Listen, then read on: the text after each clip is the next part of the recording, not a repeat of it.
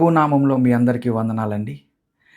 ఈరోజు మనం ధ్యానించబోయే వాక్య భాగము ఫిలిప్పీయులకు రాసిన పత్రిక 1వ అధ్యాయము 4వ వచనం. మీలో ఈ సత్క్రియను ఆరంభించిన వాడు యేసుక్రీస్తు దినము వరకు దానిని కొనసాగించునని రూఢిగా నమ్ముచున్నాను.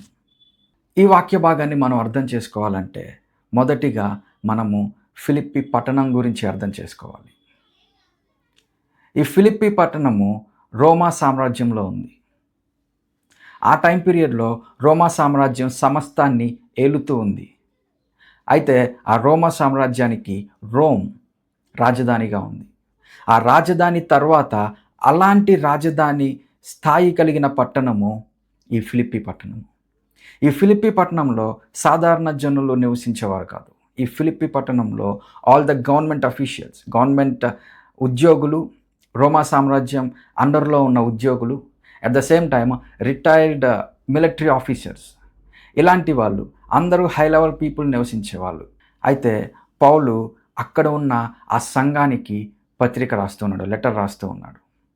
ఆ సంఘానికి లెటర్ రాస్తూ చెప్తున్న మాట, మీలో సత్క్రియని ఆరంభించింది దేవుడు, అయితే ఆ సత్క్రియని ఆయన కొనసాగించునుగాక క్రీస్తు మళ్ళా తిరిగి వచ్చే వరకు. ఏంటి ఆ సత్క్రియ?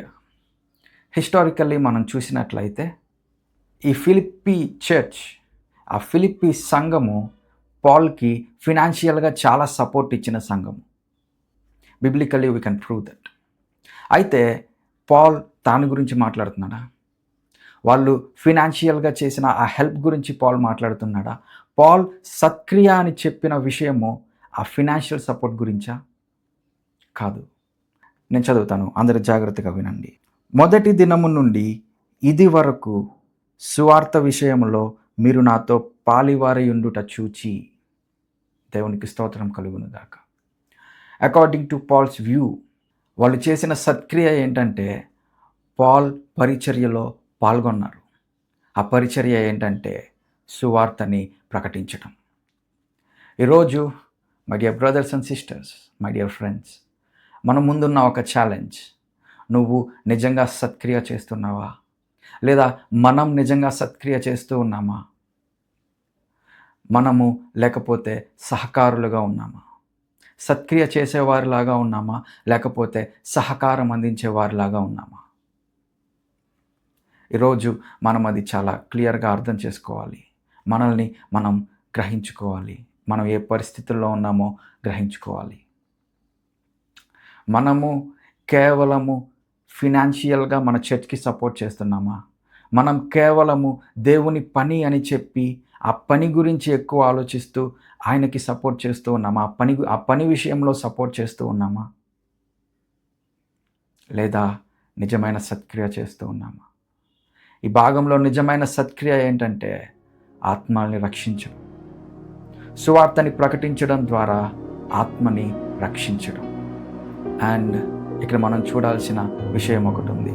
అదేంటంటే don't be a self good person, be a person good in the sight of God. అదే మనం నేర్చుకోవాల్సిన విషయం ఈరోజు. నీ దృష్టికి నువ్వు మంచివాడిగా కనిపించేలాగా అనుకోవద్దు. నువ్వు గమనించుకోవాలి, నువ్వు దేవుడి దృష్టికి మంచివాడిగా ఉన్నావా లేవా? ఏ పని చేసినా సరే అది నిజంగా నీ దృష్టికి మంచిగా అనిపిస్తుందా లేదా దేవుని దృష్టికి మంచిగా అనిపిస్తుందా? అది మనం జ్ఞాపకం చేసుకోవాలి కదా. అయితే ఇక్కడ ఈ ఫిలిప్పీ సంఘానికి పాల్ రాస్తూ చెప్తున్న మాట, మీరు సత్క్రియ చేస్తూ ఉన్నారు. అయితే మనల్ని మనం పరిశీలించుకుందాము. మనం సత్క్రియ చేస్తూ ఉన్నామా? మనము ఆయన వాక్యాన్ని ప్రకటిస్తూ ఉన్నామా? మనము ఆత్మల్ని రక్షిస్తూ ఉన్నామా? ఇట్ డజంట్ మ్యాటర్ మనం మన చర్చ్కి ఎంత ఫినాన్షియల్గా సపోర్ట్ చేస్తున్నాము, డజంట్ మ్యాటర్. మనము మన పాస్టర్కి ఎంత సపోర్ట్ చేస్తున్నాము, డజంట్ మ్యాటర్. మనం మన చర్చ్లో ఎంత పని చేస్తున్నాము, doesn't matter. Only the count is this, నువ్వు ఎన్ని ఆత్మల్ని రక్షించావు, ఎంతమందిని క్రీస్తు వైపుకు నడిపించావు. నువ్వు ఒక్క ఆత్మని రక్షిస్తే పరలోకం అంతా సంతోషిస్తుంది. ఈరోజు నీ ముందు నా ముందు ఉన్న ప్రశ్న, మనము సత్క్రియ చేస్తూ ఉన్నామా లేదా సహకారులుగా ఉన్నామా? ఒకవేళ మనం సహకారులుగా ఉంటే దేవుడు మనల్ని సత్క్రియ చేసేవారిలాగా మార్చును కాక. ఒకవేళ మనం సత్క్రియ చేస్తూ ఉంటే ఆ పని ఇంకా క్రీస్తు వచ్చే వరకు కొనసాగును కాక. ప్రార్థన చేసుకుందామండి. తండ్రి, ఇచ్చిన ఈ సమయానికై నీకు స్తోత్రం ప్రభు. ఇచ్చిన ఈ వాక్య భాగానికై నీకే స్తోత్రాలు నా తండ్రి. నిజమైన రాజా, మేము సత్క్రియ చేసేవారిలాగా మమ్మల్ని మార్చండి. ఆత్మల్ని రక్షించేవారిలాగా మమ్మల్ని మార్చండి. ప్రజలని నీ వైపుకు నడిపించేవారిలాగా మమ్మల్ని మార్చండి అయ్యా. అదే మా విధి. అట్టి రీతిలో మా జీవితాలని మార్చండి. యేసు నామములో అడుగుతున్నాను.